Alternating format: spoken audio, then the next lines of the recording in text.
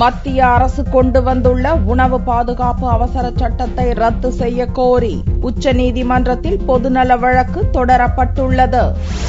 காங்கிரஸ் தலைவர் சோனியாவின் கனவு திட்டம் என்று வர்ணிக்கப்படும் உணவு பாதுகாப்பு மசோதா அவசர சட்டமாக அமல்படுத்தப்பட்டுள்ளது. மத்திய அமைச்சரவையின் பரிந்துரையை ஏற்று இந்த அவசர சட்டத்துக்கு ஜனாதிபதி பிரணாப் முகர்ஜி ஒப்புதல் அளித்துள்ளார். நாட்டில் உள்ள 67% மக்களுக்கு உணவு பாதுகாப்பை உறுதி செய்யும் வகையிலான மலிவு விலை உணவுப் பொருள் விநியோகத்தை கருத்தில் கொண்டு 1.26 லட்சம் கோடி மதிப்பிலான இத்திட்டம் செயல்பாட்டுக்கு வந்துள்ளது. அவசர கதியாக இச்சட்டத்தை கொண்டுவர பிரதான எதிர்க்கட்சியான பாரதிய ஜனதா உள்ளிட்டவை கடும் எதிர்ப்பு தெரிவித்துள்ளன. இதில் முக்கியமான சில திருத்தங்கள் கொண்டுவரப்பட வேண்டும் என்றும் இக்கட்சிகள் வலியுறுத்தியுள்ளன. இந்நிலையில் இந்த அவசர சட்டத்தை ரத்து செய்ய கோரி ML சர்மா என்ற வக்கீல் உச்சநீதிமன்றத்தில் பொதுநல வழக்கு தொடர்ந்துள்ளார். ஜனாதிபதியின் ஒப்புதல் வழங்கப்பட்டாலும் 6 வாரங்களுக்குள் இந்த சட்டம் பார்லிமென்டின் ஒப்புதலை பெற வேண்டும். பார்லிமென்டின் மழைக்கால கூட்டத்தொடர் கூட இன்னும் 3 வாரங்களே உள்ளன.